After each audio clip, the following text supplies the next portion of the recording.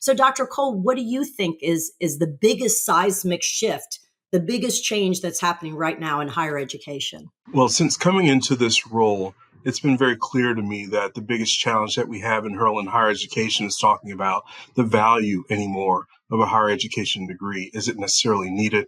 When we went through the tech boom, we had 16-year-olds questioning whether or not they needed a college degree and could they make it by starting their own startup. And that did kind of grow and then shrink back. But I've always been an advocate of higher education, further education, and particularly liberal education. I'm a two-time history degree winner.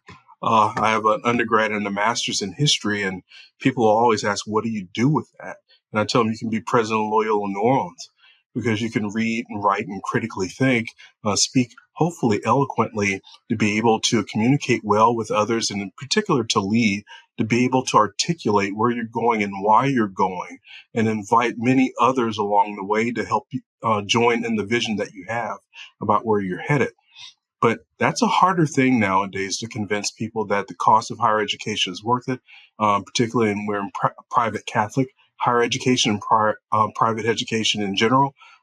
People are questioning the value of that.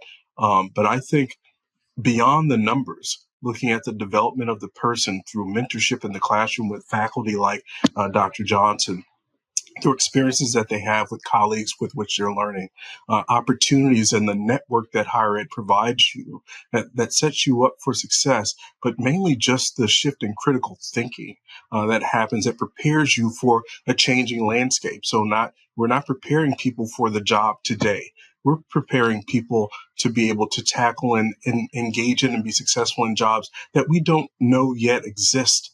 And that's what a good liberal education is for. So I truly see the value of that for adaptability, wider education. And what makes us different as a Catholic Jesuit institution is that we also deal in the formation of the person, mind, body, and spirit, morals, and ethics. So we're producing not only people who are competent to do the work that they're being educated to do, but also people who make good person-centered decisions that do no harm.